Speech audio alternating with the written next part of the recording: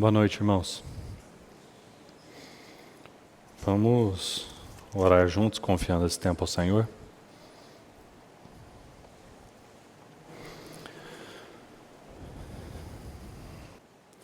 Senhor, te agradecemos mais uma vez por essa bendita convocação de nos assentarmos aos teus pés. Obrigado pela oportunidade dessa boa parte que não nos será tirada. Obrigado pelo privilégio de ouvirmos a tua voz, de vermos a tua face, de tocarmos o Senhor. Muito obrigado, Senhor, por esse caminho aberto através do véu, pela tua carne, até a tua própria presença, Senhor. Obrigado porque o Senhor se assenta e come com pecadores, antes inimigos teus, mas redimidos pelo teu nome, Senhor.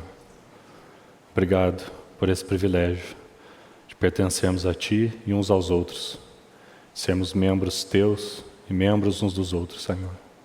Privilégio é nos reunirmos como igreja tua. Confiamos que essa noite, Senhor, o Senhor use do ministério da tua palavra para que os nossos corações sejam então vivificados, Senhor. Essa tua palavra poderosa, essa tua palavra de ordem, aquela que quebra cedros e dá crias corças, que ela também alcance os nossos corações essa noite, Senhor. E sendo viva e eficaz como ela é, seja nos nossos corações misturados com fé em ti, Senhor, para que ela tenha efeito real e não apenas aparência de piedade. Confiamos a minha vida, Senhor, os meus lábios nas tuas mãos e os ouvidos de cada um que se encontra aqui essa noite, Senhor. Pedimos que realmente o teu bendito Espírito Santo seja aquele a nos capacitar em tudo para louvor da glória da tua graça, Senhor. Em teu nome. Amém. Irmãos, eu gostaria de progredir nosso estudo então no Evangelho de João para o capítulo 5. Vamos ler juntos do versículo 1 até o versículo 18.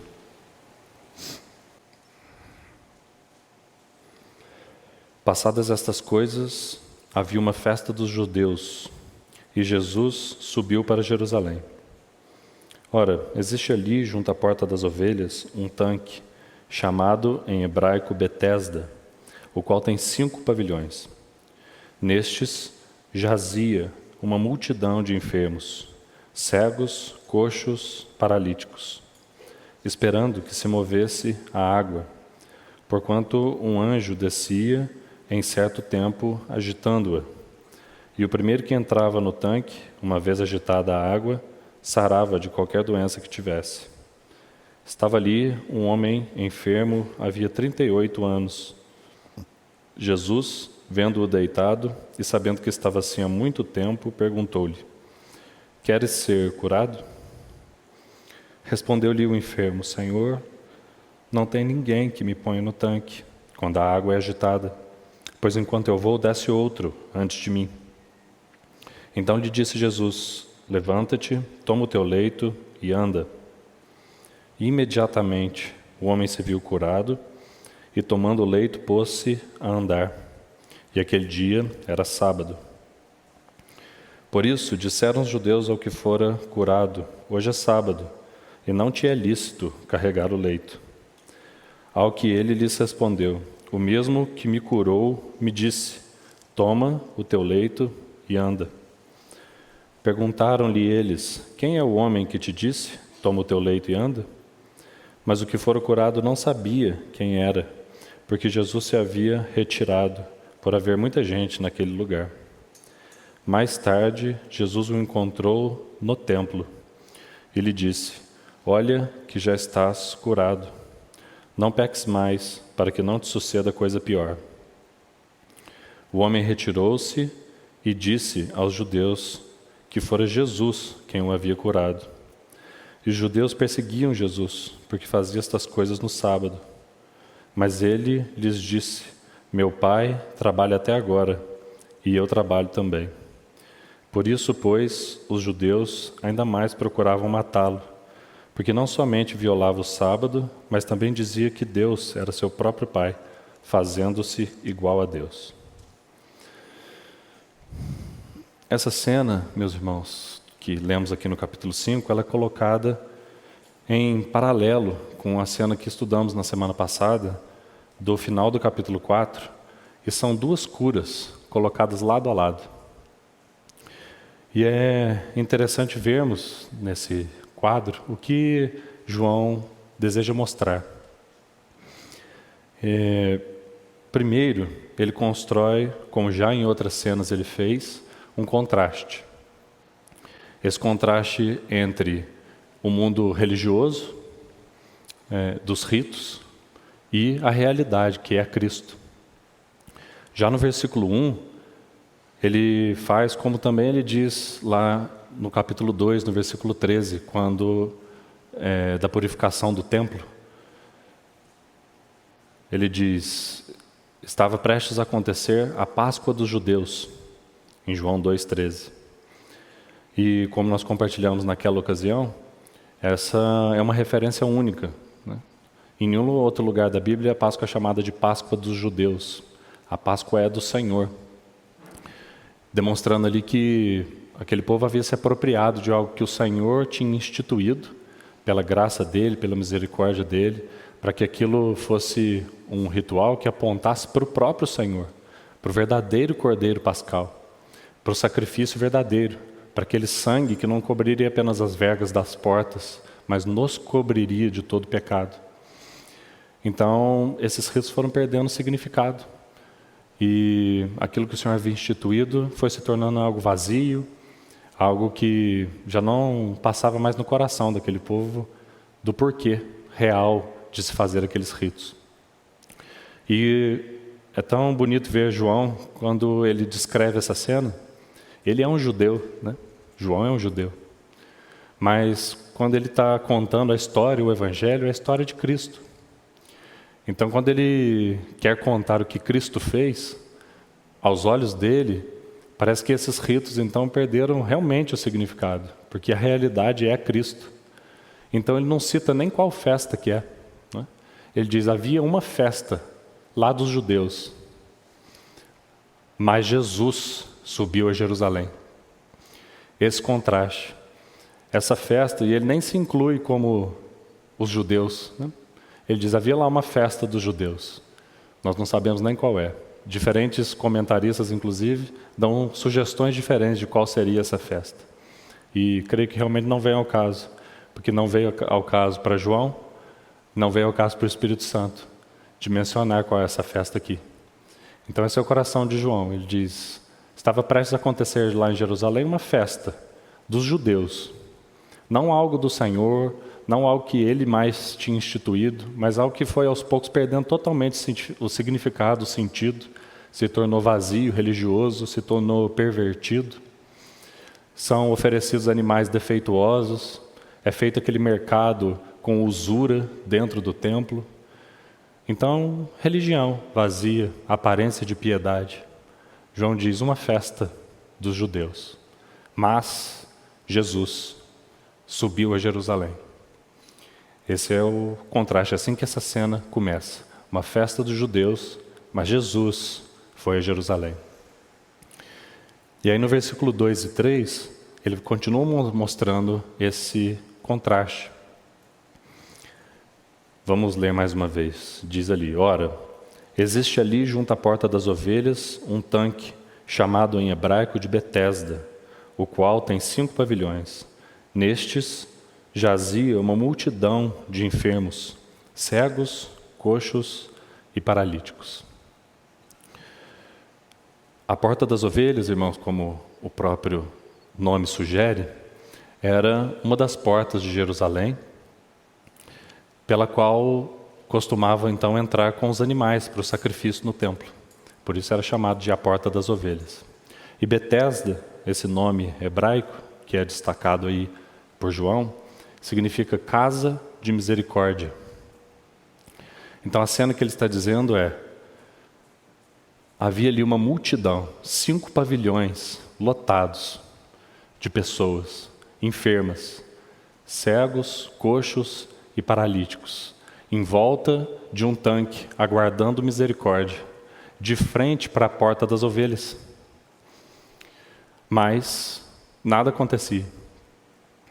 Aquele homem estava ali fazia 38 anos, em volta de um tanque, aguardando misericórdia, junto da porta das ovelhas. Mas Jesus. Então não entra uma ovelha, entra o Cordeiro. O Cordeiro de Deus entra por aquela porta. E não é um tanque de misericórdia, é a fonte de águas vivas. É o Deus de entranhados afetos e misericórdias. É Ele que vai se apresentar para aquele homem que há 38 anos aguardava misericórdia à frente da porta das ovelhas, mas sem nenhuma eficácia. Um meio carnal, vazio, que não pôde socorrê-lo. Mas Jesus, pela porta das ovelhas entra o Cordeiro de Deus, o Deus de entranhados afetos e misericórdias. Então é esse contraste que João está tentando deixar claro. Então, por um lado, esse contraste. Mas, por outro lado, ele faz um paralelo entre essas duas curas. Porque é tão bonito, né? Essas duas curas são colocadas lado a lado. Nenhum outro evento é colocado entre elas. E nós não sabemos nem exatamente quanto tempo se passou, né? O primeiro versículo diz, passadas estas coisas. Então, nós vemos que João ele passa um intervalo de tempo sem descrever nada. Porque ele quer colocar essas duas curas, uma ao lado da outra. Por que é que ele faz isso, então?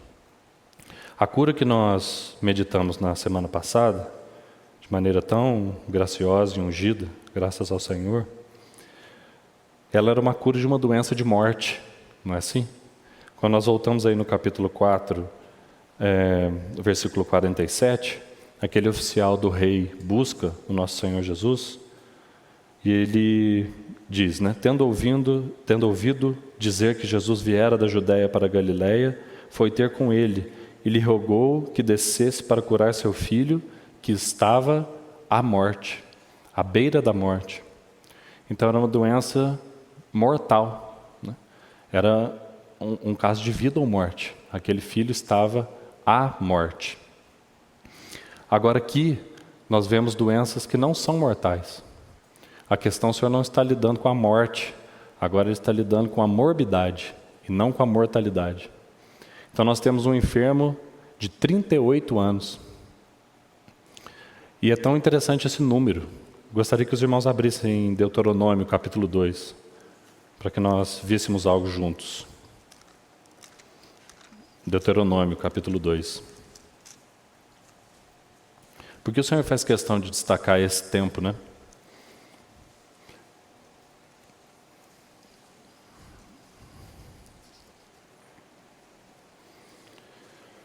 Deuteronômio 2, verso 14.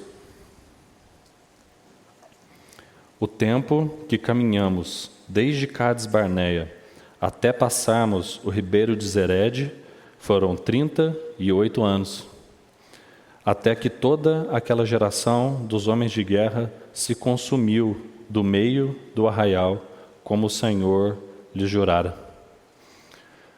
38 anos, irmãos, é exatamente então o tempo, como nós vemos aí em Deuteronômio, capítulo 2, que o povo andou sem destino no deserto. O povo sai do Egito, passa pelo Mar Vermelho, entra no deserto, anda 2 anos até Cades Barneia.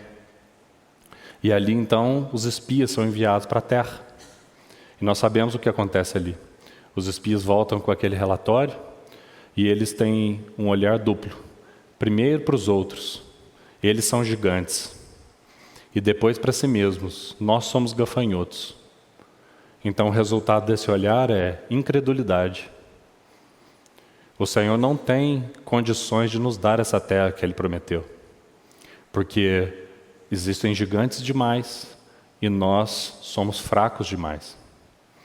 Então o Senhor não tem condição de nos dar essa terra. Nós vamos ser mortos.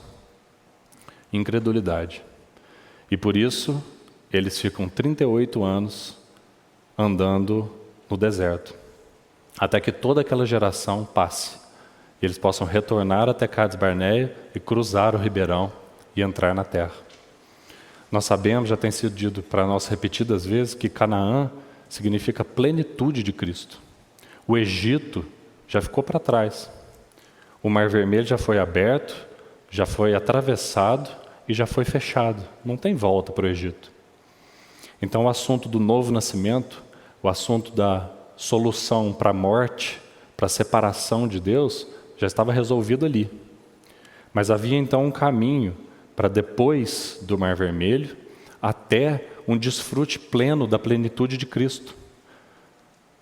Aquele desfrute da terra de Canaã, que mana leite e mel, e que tem aqueles minerais enterrados, ouro, cobre, prata, os tesouros da plenitude de Cristo.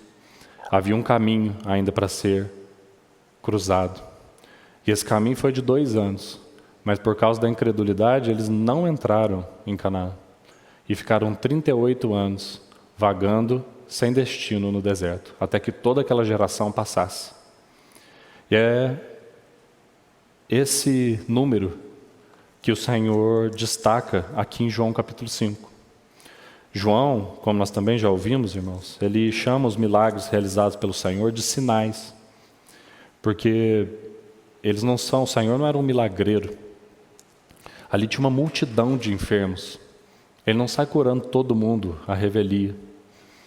O Senhor realiza os milagres para que ficasse evidente a sua pessoa, o seu caráter, a sua missão e a sua obra.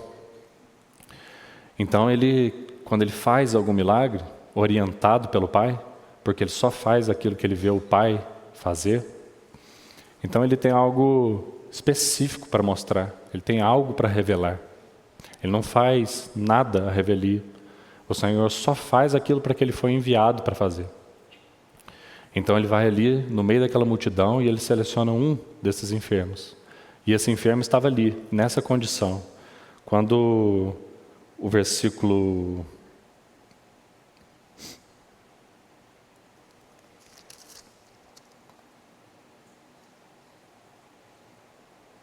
6 diz assim: Jesus vendo-o deitado. Essa palavra deitado não é apenas um deitado comum, como nós fazemos à noite para dormir, né? Essa palavra significa prostrado, largado, abatido. Então o Senhor vê esse ali, prostrado, abatido, há 38 anos naquela situação. Precisamente o tempo que o povo ficou vagando sem rumo no deserto. Mas ele não morreu dessa doença. O assunto da morte, o Senhor tratou em João capítulo 4. Ele curou aquele filho do oficial do rei que estava à morte, com aquela palavra de ordem. Ele diz: vai, o teu filho vive. E aquele homem crê, ele desce e vê que o seu filho de fato vivia. Agora o Senhor vai para outra cena, João quer pôr essas 2 cenas lado a lado. Agora tem uma outra cura que precisa, na ordem, inclusive, acontecer depois dessa cura da morte.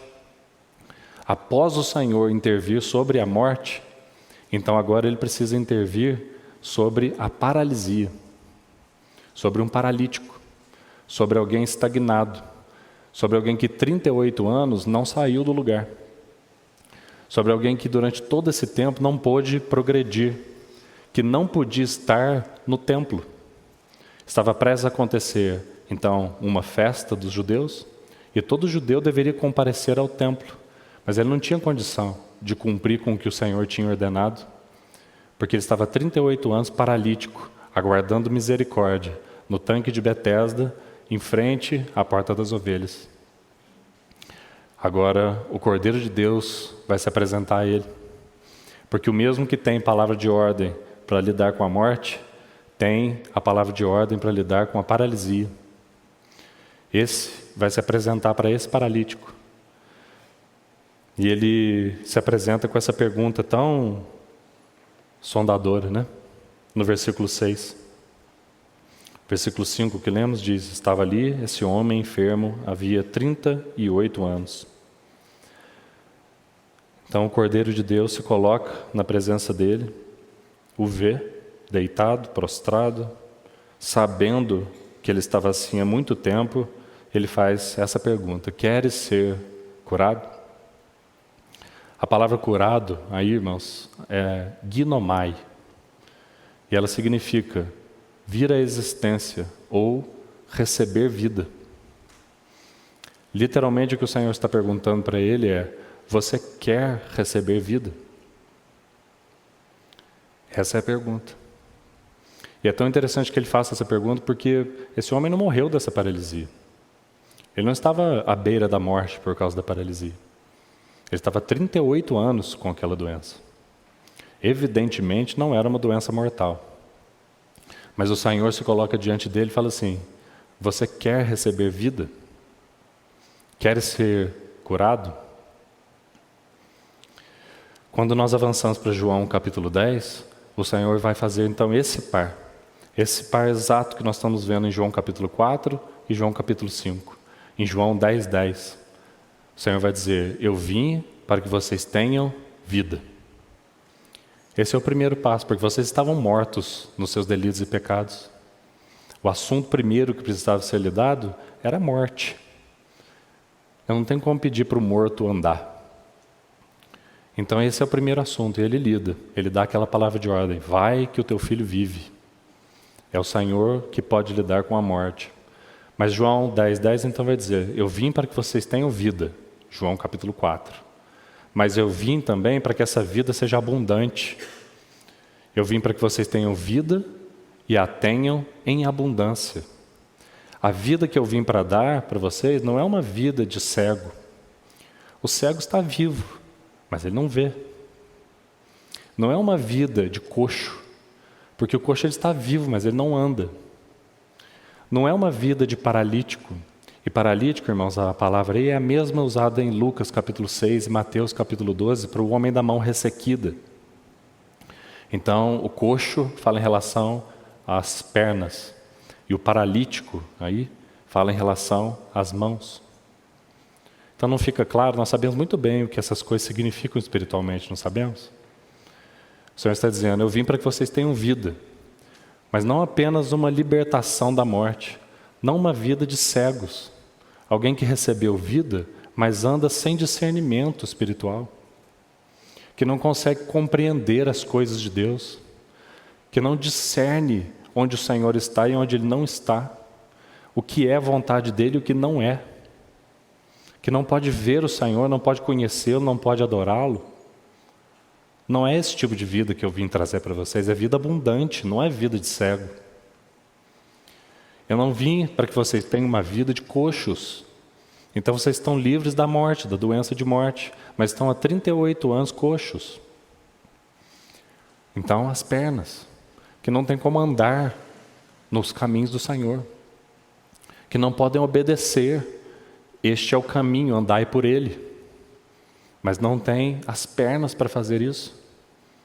Não podem ser seguidores do Cordeiro para onde quer que ele vá, porque as pernas estão paralisadas, são coxos. Não é para esse tipo de vida que eu vim. Eu não vim para que vocês tenham vida de paralíticos, de mão ressequida, que não tem condição de operar as obras de Deus, que não pode ser cooperador com Deus, que não pode pôr a mão no arado e participar com Ele da seara. Não é para isso. Eu não vim para que essa vida seja apenas uma libertação da morte. Eu vim para que vocês tenham vida, João capítulo 4. Mas eu vim para que vocês a tenham em abundância, João capítulo 5. E o que impediu que esse homem tivesse essa vida em abundância? O que o número 38 anos nos faz lembrar: incredulidade. Incredulidade. Como nós vemos isso evidenciado nesse texto? Quando nós então avançamos para o versículo 7, o Senhor faz essa pergunta. Se nós olharmos de uma maneira superficial, é até esquisita essa pergunta do Senhor, não é? É claro que Ele quer ser curado, não é? O que Ele está fazendo na beira daquele tanque faz 38 anos? É óbvio que Ele quer ser curado. Parece até uma pergunta estranha, né, do Senhor, colocando o dedo na ferida, né? Queres ser curado? Mas essa pergunta era extremamente necessária, porque assim como ele diz em João capítulo 4, ele diz lá para o oficial do rei, não, eu não vou fazer do jeito que você está me pedindo. Eu não vou descer lá com você até a sua casa procurar seu filho, porque se você não vir um sinal, você não vai crer. Não é? O assunto também era incredulidade ali. Então eu preciso que você creia para que você receba vida, para que você seja livre da morte. E eu também preciso que você creia para que você seja livre da cegueira, para que você seja livre da paralisia e para que você seja livre da mão ressequida. Então eu preciso te fazer essa pergunta: você quer mesmo ser curado? Que pergunta profunda do Senhor, como tudo que sai da boca do nosso Senhor, né? Ele não tem palavras superficiais. Então ele se põe diante daquele homem, 38 anos naquela condição, prostrado, paralítico. Você quer receber vida? Qual deveria ser a resposta desse paralítico, irmãos? Qual deveria ser a resposta? Sim, não é? Essa não é a resposta mais simples, mais básica que deveria ter saído da boca desse paralítico? Sim, Senhor, eu quero ser curado. Mas então o coração desse paralítico começa a ficar exposto. O que aconteceu com ele para que ele não saísse dessa posição? Versículo 7. Respondeu-lhe o enfermo. A primeira parte da resposta do enfermo: Senhor, eu não tenho ninguém que me ponha no tanque. Que o Senhor tenha misericórdia dos nossos corações, irmãos. Quantas vezes nós já respondemos isso ao Senhor? Não é? O Senhor se apresenta diante de nós e diz: você quer ser curado? Você quer viver uma vida diferente da que você tem vivido? Você tem expectativa de viver uma vida cristã conforme você vê os irmãos vivendo na Bíblia? Conforme as histórias dos irmãos do passado? Dos heróis da fé? Você tem essa expectativa? Essa vida é real para você?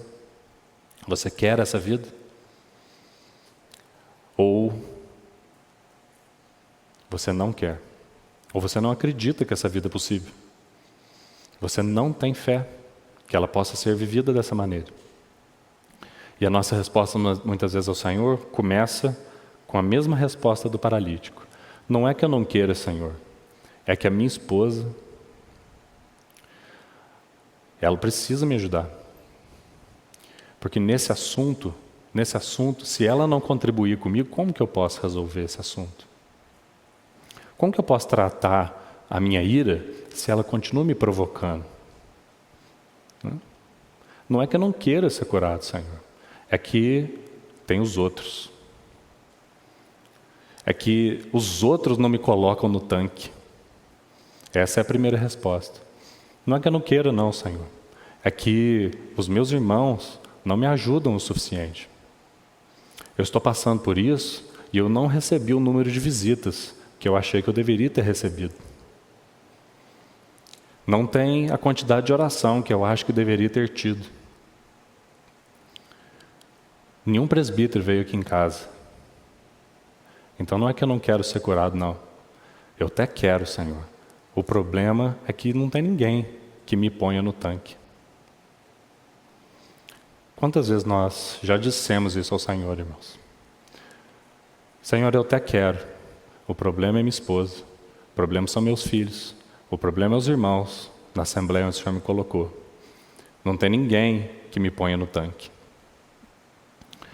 E a segunda parte da resposta, ao invés de dizer sim, ele diz assim: tem uma outra questão, Senhor. Então, para não falar só dos outros, também tem um segundo problema. Não é que eu não queira ser curado, é que a minha doença é pior que a dos outros.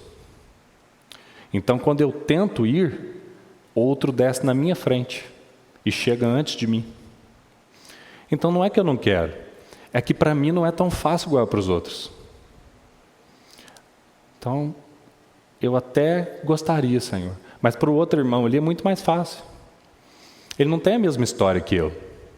Ele não passou pelos mesmos traumas no passado que eu. Ele não foi criado na mesma casa que eu fui criado. O pai dele não foi ruim com ele como o meu pai foi comigo. Não é? Ele não tem a doença física que eu tenho. Então é muito mais fácil para aquele irmão. Agora eu, Senhor, a minha doença é muito profunda. Eu sou muito afetado pelo pecado. Então não é que eu não queira, é que o meu caso é pior do que o dos outros. Será que nós não respondemos isso ao Senhor?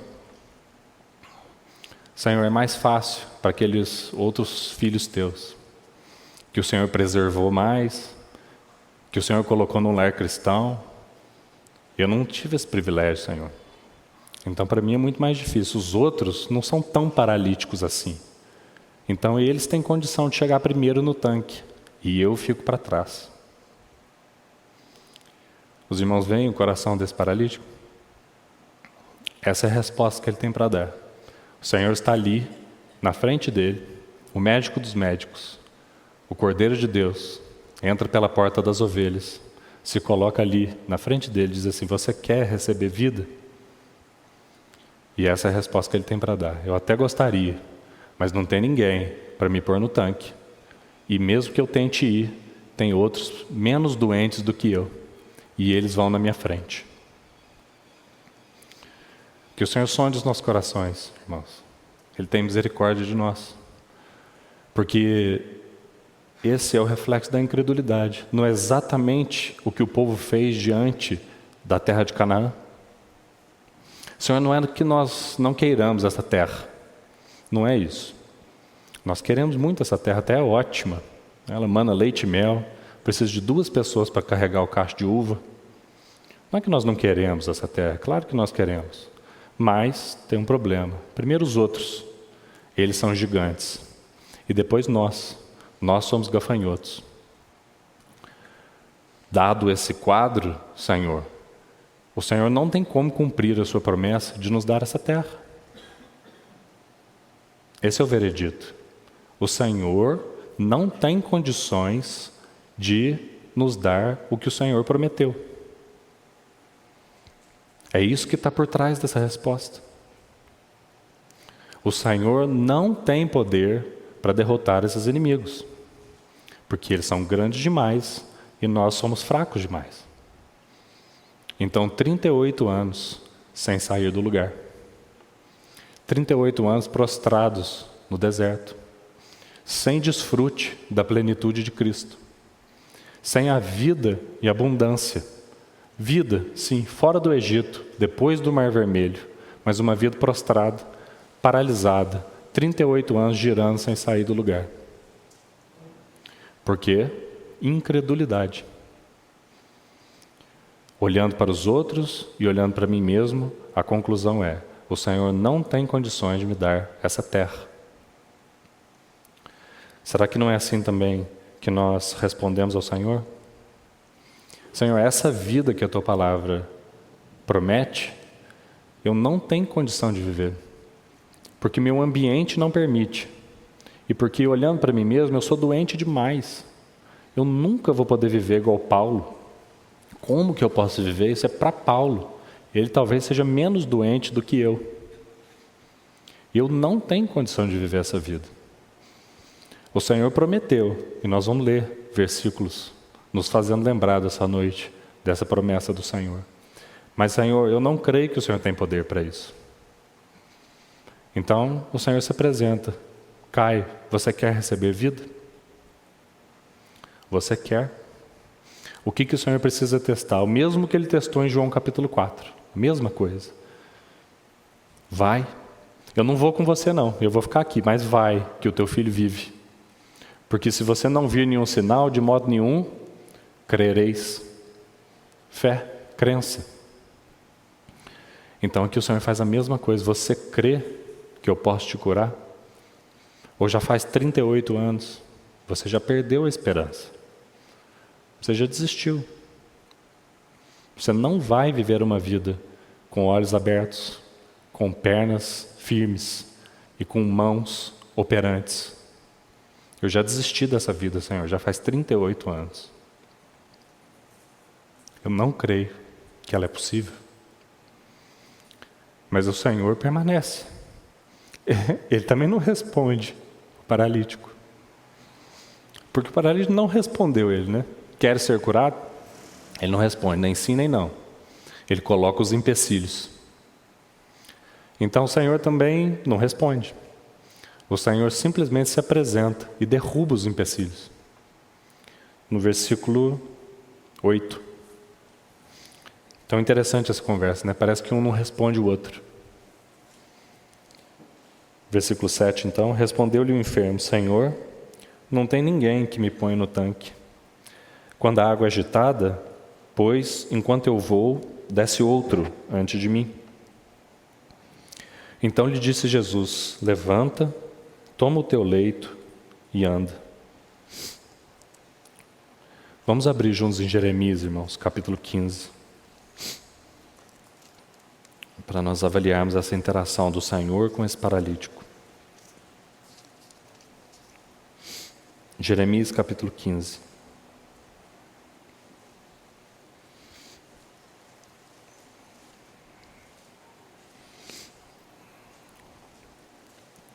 Versículo 18. Jeremias 15, 18. Porque dura a minha dor continuamente, e a minha ferida me dói e não admite cura? Serias tu para mim como ilusório ribeiro, como águas que enganam? Que coragem do profeta, não é, irmãos? Nós talvez precisemos nos expor à luz do Senhor como ele fez aqui. Diz assim: Senhor, por que eu tenho essa ferida e ela não sara? Por que eu tenho essa ferida? E a palavra não admite, não está equivocada a tradução, mas ela é menos impactante do que essa palavra significa no original, irmãos. Esse não admite significa recusa, literalmente. Não é um não admite do tipo ela não consegue ser curada, é que ela recusa-se a ser curada. O que Jeremias está dizendo é que muitas vezes a resposta nossa para o Senhor é: queres ser curado? E a resposta é: não. Não quero. E por quê? Porque essa ferida recusa cura. Segunda parte do versículo. Tem uma suspeita dentro do meu coração, Senhor, que eu preciso resolver. Eu não aceito que o Senhor toque essa ferida. Eu me recuso a entregar essa ferida nas suas mãos para que o Senhor cure, porque talvez o Senhor seja um ribeiro ilusório. Serias tu para mim como ilusório ribeiro? Como águas que mentem, que enganam? Então o profeta expõe o coração dele diante do Senhor. A minha ferida, Senhor, recusa a cura, porque existe um questionamento dentro do meu coração. Será mesmo que o Senhor tem condição de me curar? Será que o Senhor é a fonte de águas vivas que nós estudamos por tantas reuniões em João capítulo 4, aquela mulher samaritana? Será que o Senhor é essa fonte de águas vivas? Ou será que o Senhor é um ribeiro ilusório? Será que as suas águas curam?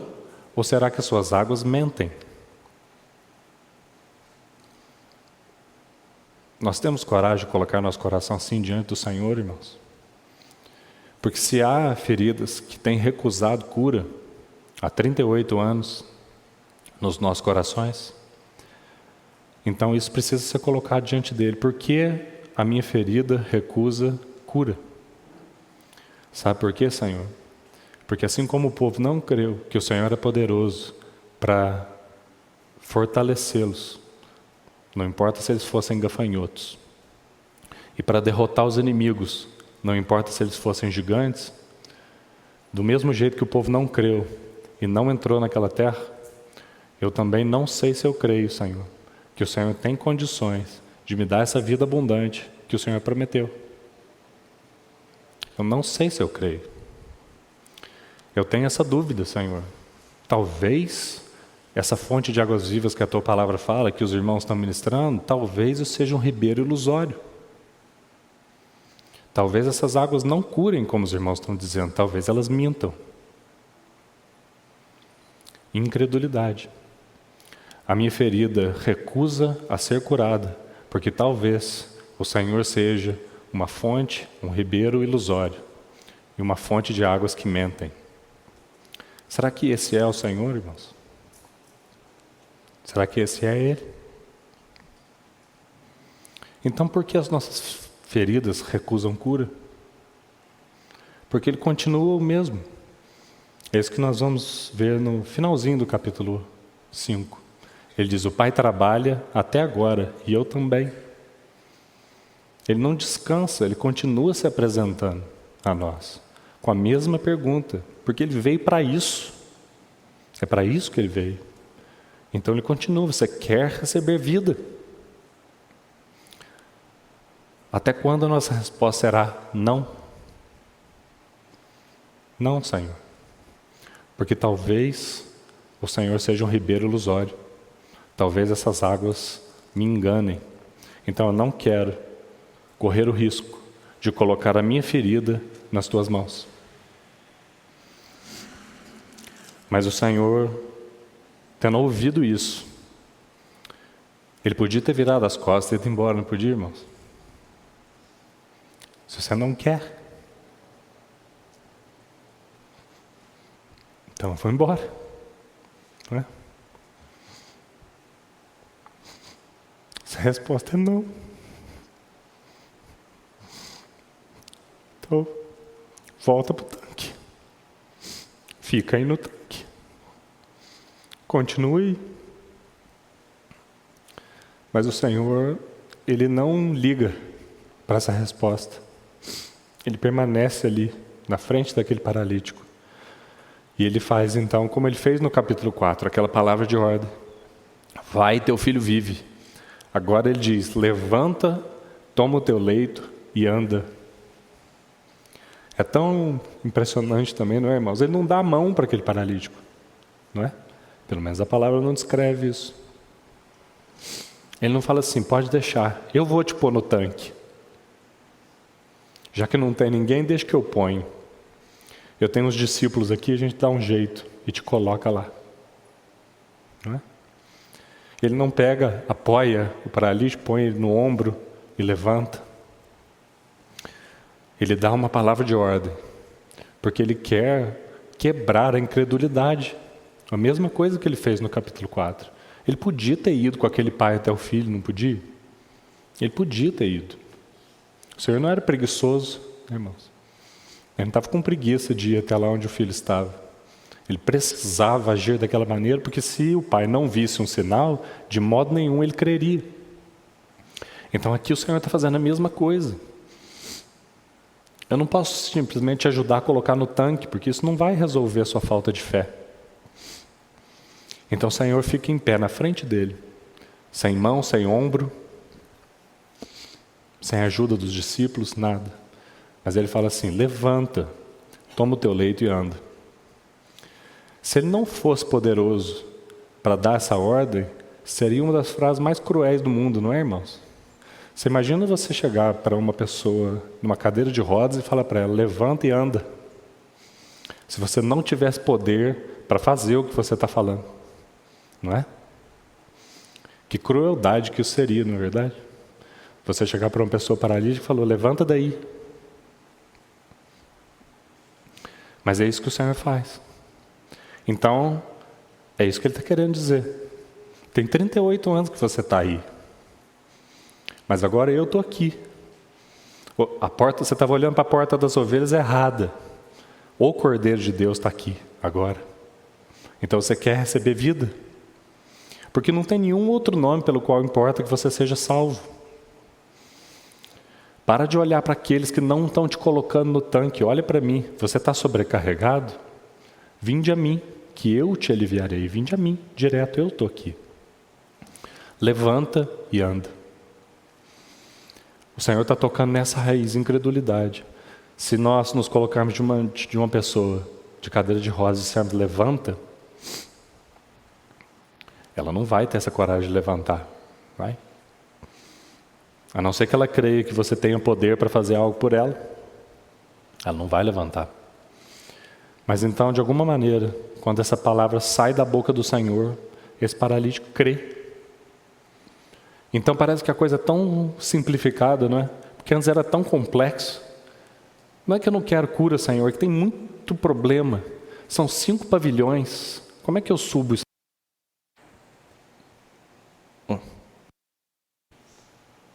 Perdão. Como que eu subo isso aqui? Eu sou coxo. E aí tem outro que pula na minha frente. E eu não tenho ninguém para me ajudar, eu já não tenho amigos aqui. Então é muito difícil, Senhor, é muito complexo, né? Como assim ser curado? É o que eu estou fazendo há 38 anos, é o que eu estou tentando fazer.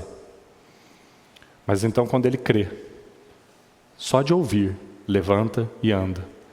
O próximo versículo 9 começa com imediatamente. Imediatamente. Não é um processo de cura. Não são 10 anos de fisioterapia. É imediatamente. Imediatamente. O homem se viu cheio de vida. Ginomai. E tomando o leito, pôs-se a andar. O assunto da incredulidade foi tratado nesse coração. Pela palavra do Senhor, diante do Senhor, ele crê. Ele levanta, ele toma o leito e ele anda.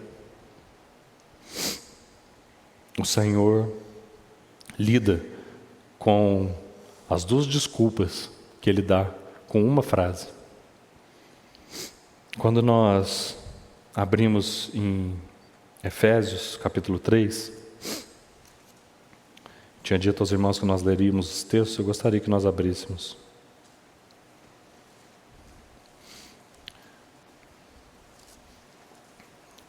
O primeiro problema daquele paralítico era: não tem quem me coloque no tanque.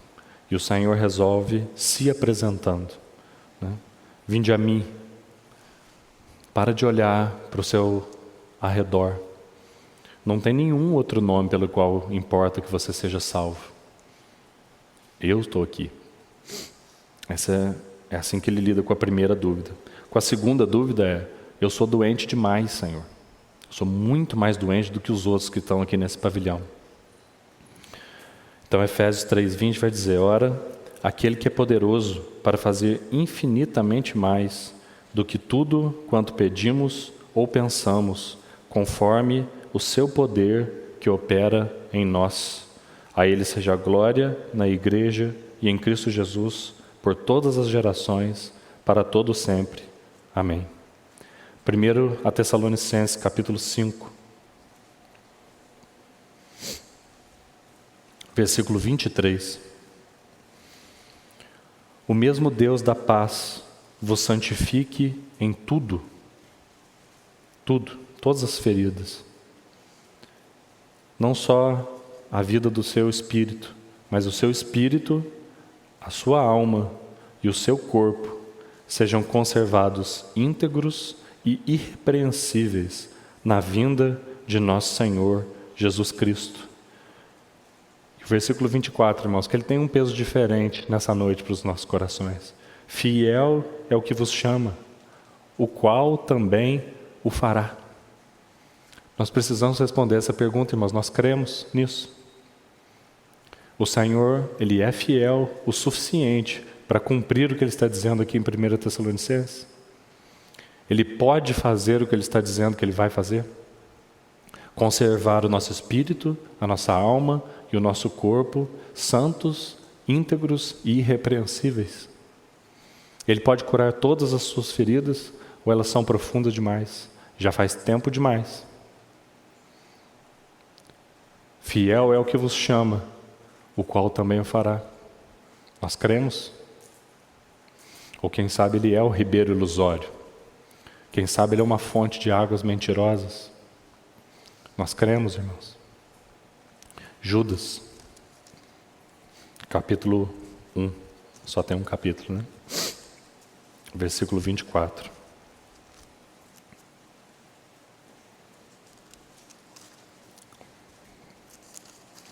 Epístola de Judas, versículo 24.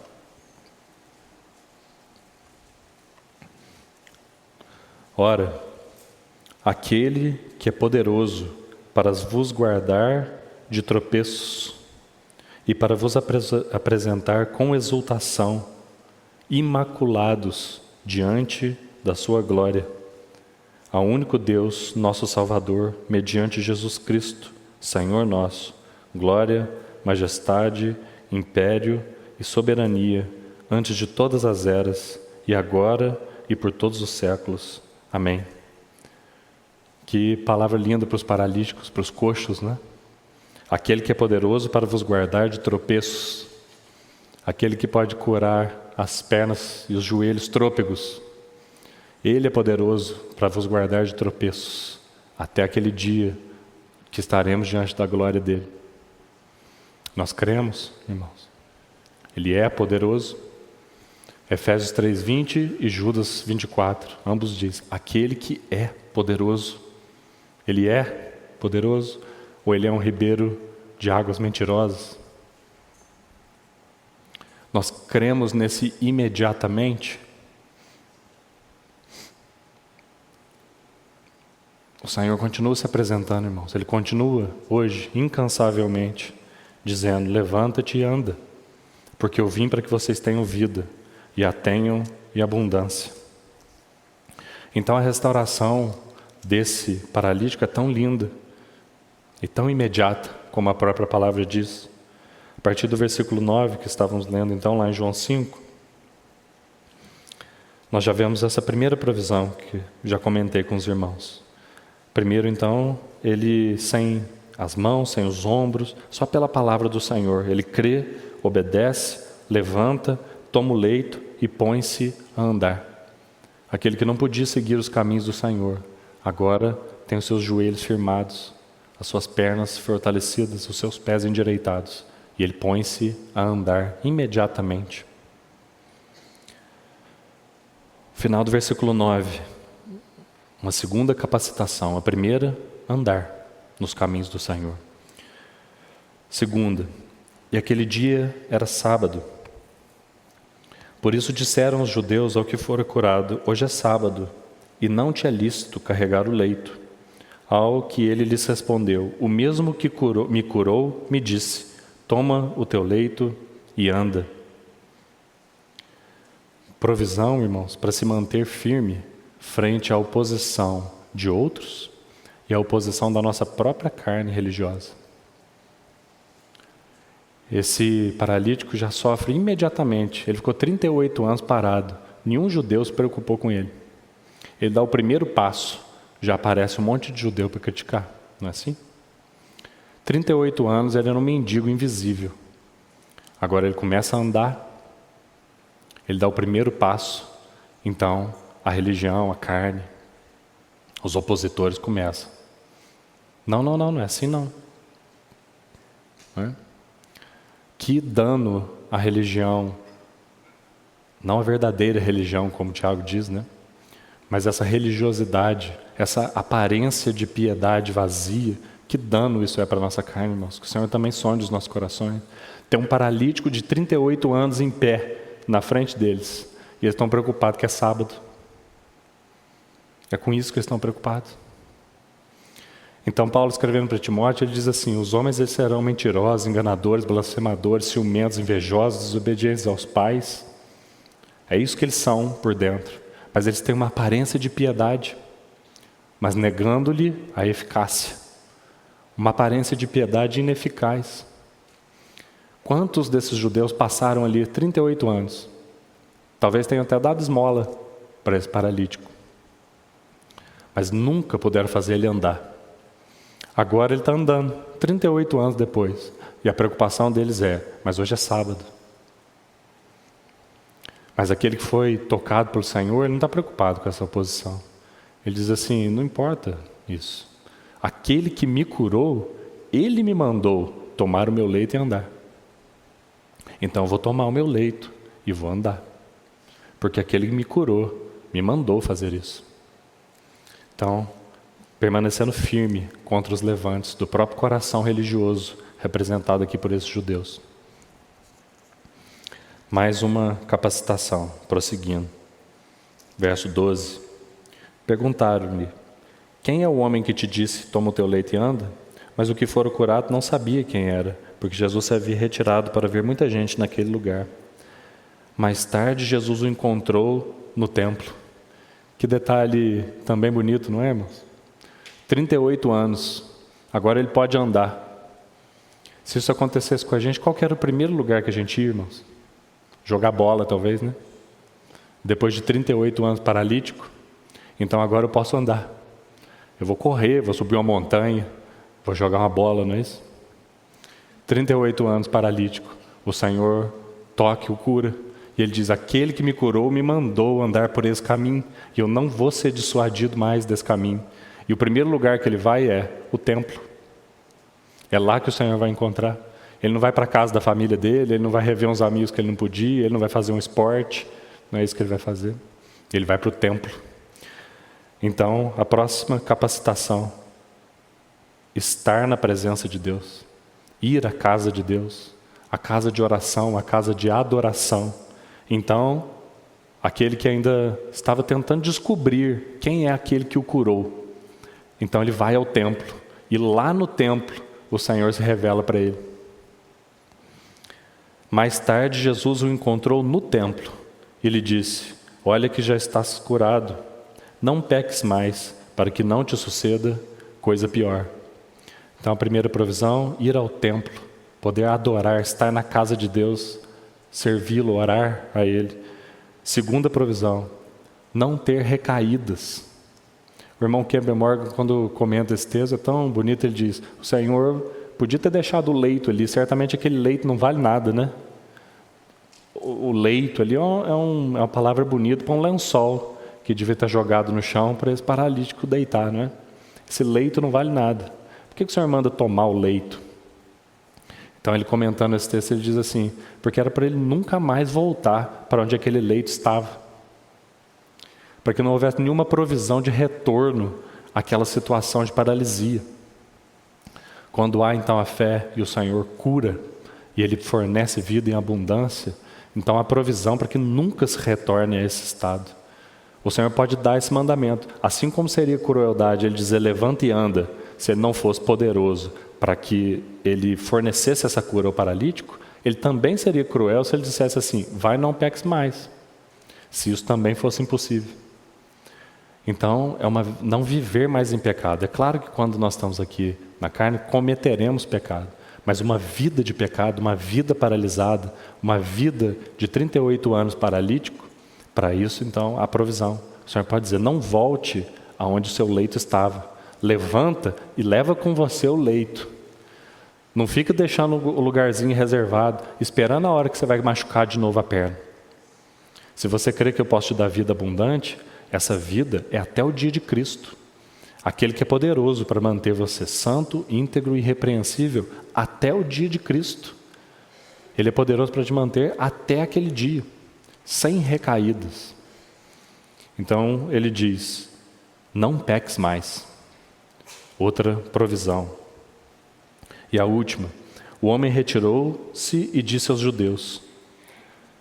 Esse homem não estava preocupado, nem com medo dos judeus, porque ele tinha acabado de enfrentar esses judeus, não é? Eles foram lá falar para ele, falou assim, você não pode carregar o leito, porque é sábado. E ele não se preocupa com os judeus, ele fala assim, eu vou carregar, porque aquele que me curou mandou que eu fizesse assim. Ele não se importou, ele não está aqui com medo, tendo que dar satisfação nenhuma para os judeus.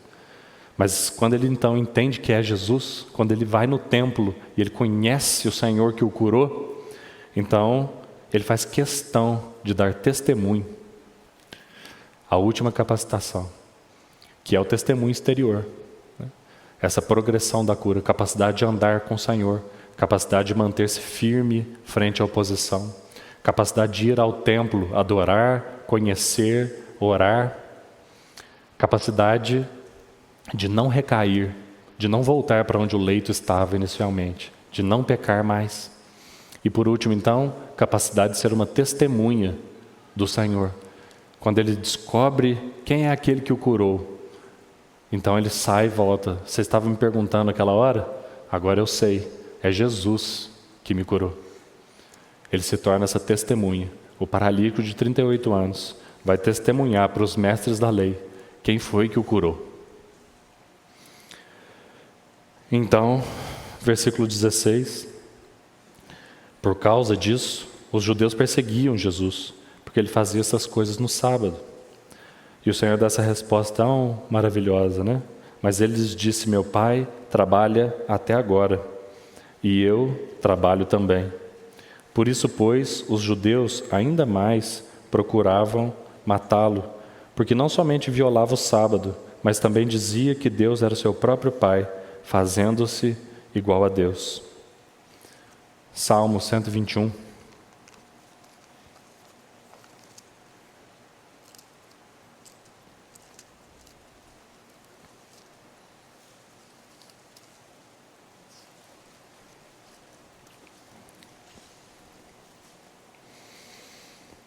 Versos 3 e 4. Mais uma palavra do Senhor para os coxos. Ele não permitirá que os teus pés vacilem, porque ele não descansa.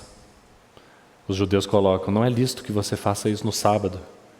Mas ele diz: mas eu não vou permitir que os pés do meu povo vacilem, porque não dormitará aquele que te guarda.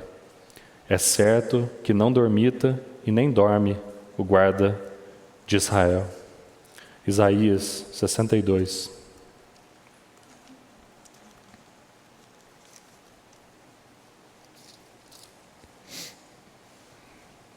Versículos 6 e 7. Sobre os teus muros, ó Jerusalém, pus guardas, que todo dia e toda noite jamais se calarão.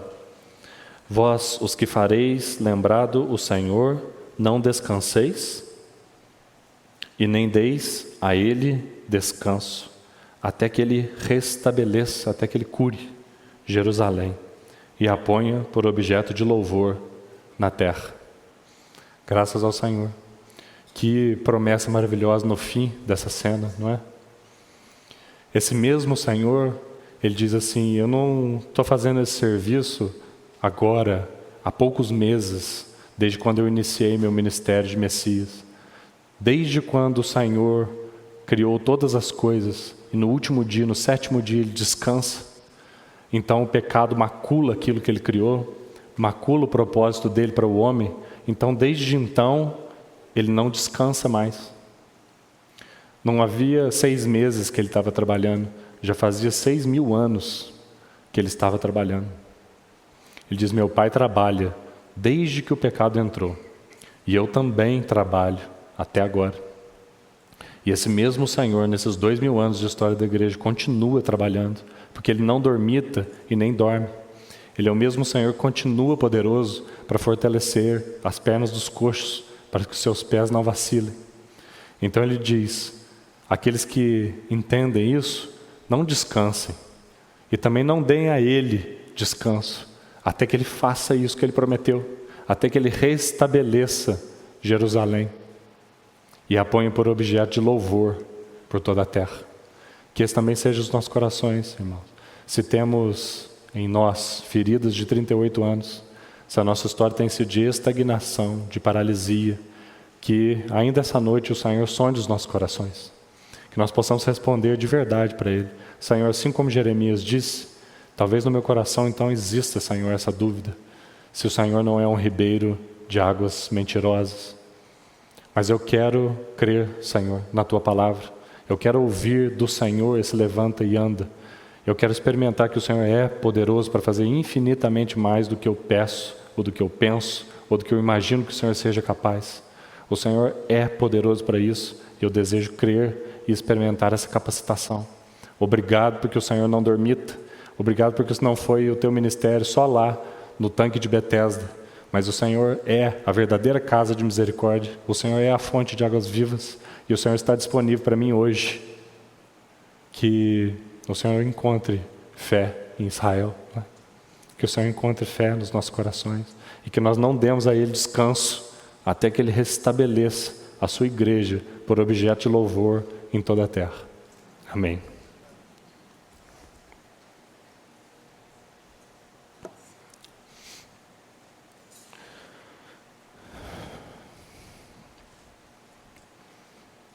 Senhor, obrigado por mais essa noite.